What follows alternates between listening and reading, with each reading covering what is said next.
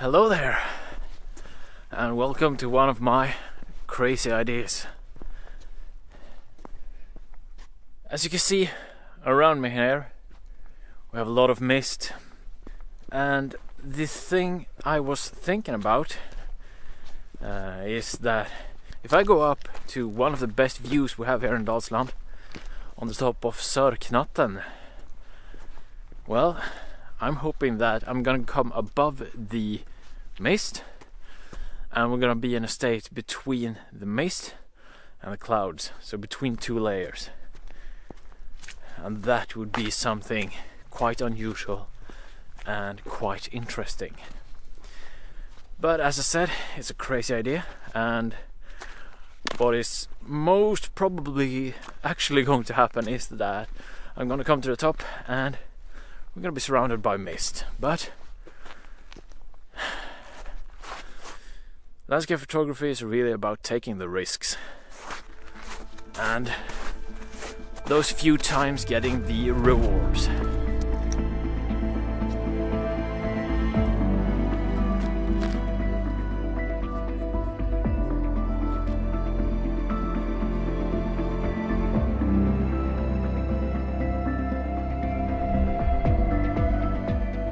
As you can see behind me here, or you probably don't know, but the mountain is right there, but we can't see it. Not sure if that is a good or a bad sign.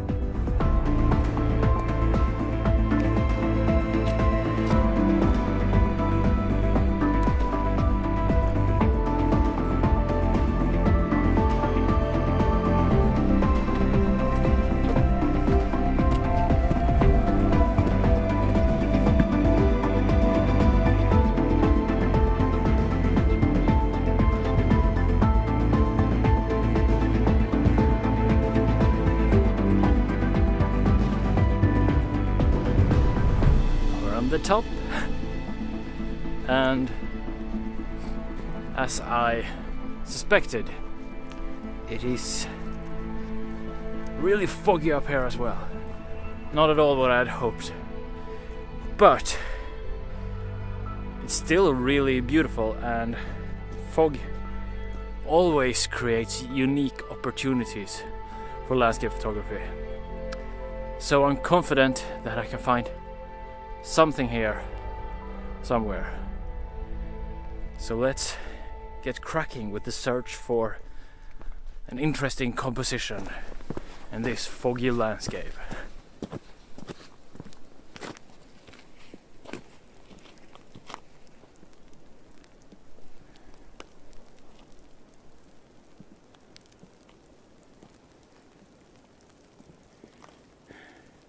We have these lines here in the rock in the mountain itself, and I think that could be really nice, basically just leading into the nothingness of the fog. Actually, the only bad thing right now is that it's starting to rain, and I need to change lenses. What I'm thinking about right now is how I want to use the lines and the formations in the rock. And there are two main possibilities as I see it. Either you use the lines and follow the rock side down, so when you follow the mountain down, the viewer will be looking down. The other one is looking up, so following the mountain up, and then you can kind of more envision it being that the top is kind of vanished within the mist. So that is really the idea that I think is the best one, and the more unique one at least, because often enough we are looking down over the landscape, and that is really the more classic shots. Well, for obvious reasons really, because that's where the landscape is. If you are on top of the mountain, it's below you. But the mist now offers a more unique opportunity to shoot up with the mountain, and having the top of the mountain itself kind of vanished. So that's the question, how far I want to be behind it. But we're gonna go to the other side of the mountain where the lines following up are better. One of the other things that is nice with foggy conditions like these, or overcast conditions in general, is that the light isn't really changing. So you have the time to really think about the compositions, and you can shoot multiple compositions without one composition being really left out of the good light. So that's really what I think I'm gonna do today, and the first composition is right behind us here, and we're gonna use a leading line, and we're gonna have this pole indicating the trail that's going here, and then we have this group of trees standing on the top of the mountain, and it's really iconic for this place in a way. So I think that is really going to be a really pretty image. But after that, I'm gonna continue down here a little bit, and I'm gonna use the leading lines in the mountain just as I explained earlier, and have the top itself kind of getting vanished within the mist itself. So let's get going. Here you can see the grouping of the trees we have in the back. Here we have the pole. You can see a nice line going diagonally across the frame there, and we have a little bit of growth over here as well, all kind of leading into the trees themselves, and you can see that we have nothing on either side. So I think that is going to be a nice image. The first observation is I want to be kind of low, but not too low. So perhaps chest height. The higher up I am, the more of the leading lines I get, but since we're on the top, the higher I am, the more we're going to look down at the scenery, so it's going to make the scene itself seems smaller and less significant. Therefore I don't want to be too high up. I think the scene itself is important and beautiful, so I don't want to diminish it by looking down at it.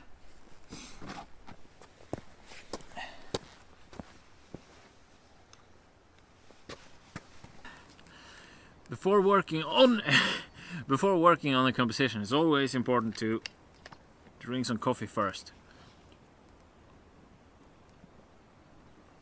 Getting something within you, some energy, some warmth,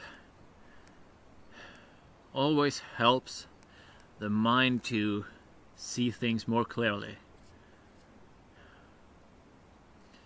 And it's also very important to just actually look at the scene for a while. You can see certain things start to pop out. I mean, you have the obvious things to begin with, the things that you see at first, and it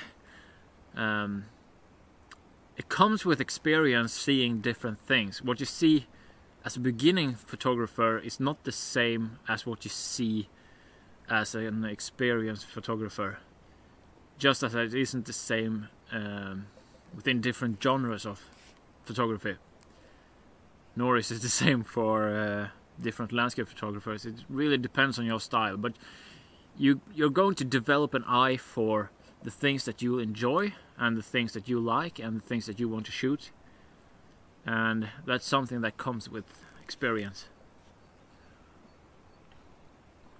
But one way to help it along is really looking at the landscape and trying to understand the landscape, and really, or one should say, understanding what it is that you enjoy about the landscape, because that's really the idea of what you should be photographing. Shouldn't be photographing what anyone else thinks is pretty, or what anyone else says that you should be photographing. You should be photographing what speaks to you and what you want to convey to the viewer. So let's get cracking. I'm kind of committed having the leading line from the left side and the right side, and having the group of trees in the middle. That's really what this is all about. And then I'm focusing on the trees using f13 to get quite a bit of depth of field. I might refocus one here in the foreground as well, just to be sure to have everything. I'm a bit more zoomed in than I usually am. I'm at around 32, 31 millimeters. And I'm shooting an aperture priority, so it's choosing a 1/6 of a second. 2-second timer, press the shutter, and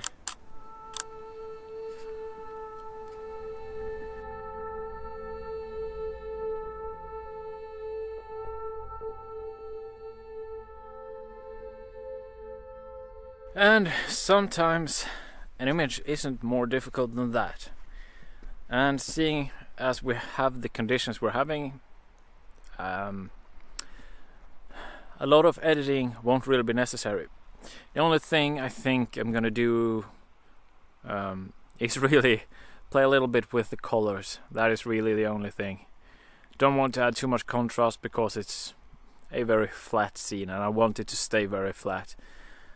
Now we're just gonna move down, grab that image, and then we're gonna move down off the mountain. You know, everything is kind of starting to get a little bit wet here, and the dead cat I have on the microphone on the camera here is really more of a wet cat at the moment. A wet little kitten. Yeah, let's find the next composition. First of all, let me just say that if the image quality is starting to get a little bit hazy, it's because it is. The lens is really fogging up. And yeah, well, I'm down by the second composition that I had in mind. And here, as I said, we're going to look up towards the mountain. Ever so faintly we can see the same trees up there. The really important thing here are the rocks crawling their way up. It's really nice looking leading lines. And with camera height here, I can afford to be quite a bit higher up since I'm below the top of the mountain quite a bit now. Therefore, no matter how high up I get the camera, I won't really be looking down at the key elements of the scene, but I'm going to get more of the foreground to exaggerate the leading lines. I'm thinking shooting it in portrait just to over exaggerate the lines, but it might be nice in horizontal as well, just to get more of the sides, see how open it is in the sides. Yeah, I think it would be nice to do it as a panorama as well actually, but I don't have that kind of equipment. Then you would have to have a nodal slide to use the wide angle and everything, and it's a pain. Let's get going, shall we? So, I've already looked at the composition. I kind of know what I want, but I need to find a key element for the foreground, something, well, somewhere to have the image to start. And I don't want to be too far to the right side because there it drops down a little bit and then we have a flatter ground there. Don't want to be too far to the left either, because then it's going to offset the leading lines themselves. So I think somewhere around where I'm standing is pretty good, and I'm gonna go really wide to emphasize it.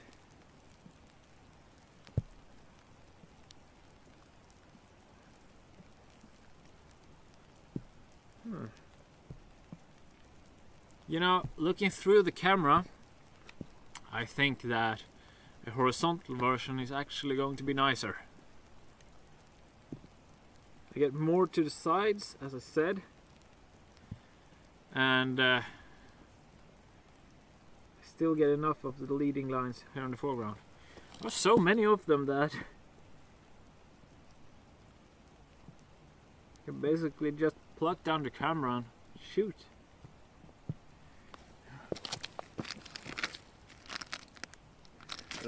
I don't want to go too far that way, won't look good, and going further this way, nope. So, as I suspected, somewhere here in the middle is the best. I want to center the top of the mountain so that it gets kind of like a pyramid shape. Trying to have it to either side is just going to look weird. Sometimes the best compositions are the simplest ones. Don't need to overdo it really. Well, here I have something that is looking good. I have a piece of quartz down in the right hand corner where one leading line starts.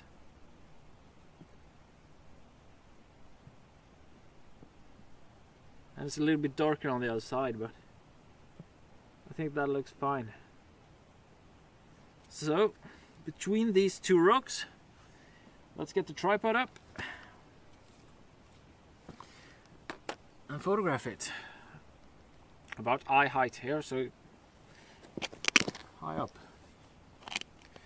And that's why you have a big tripod, so that you can get high up. Well, there isn't really any wind, so don't have any problems with any stability. And well, the second really important thing that I have to consider is how much of the sky I want to have in the frame. The way that I think about it right now, at least, is that I want to have quite a bit of the fog in the sky. Sure, it's dead space, but the way that I see it now is more like it's negative space.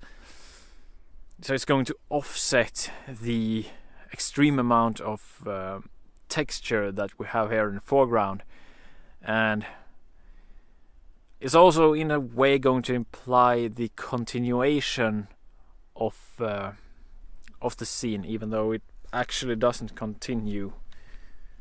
But yeah, let's see here. We can focus around the 1/3 mark into the scene, quite high up, so I think f13 is going to do it. Yeah, same settings as before actually. ISO 100, f13, 1/6 of a second shutter speed, 2-second timer. Yeah, let's grab it.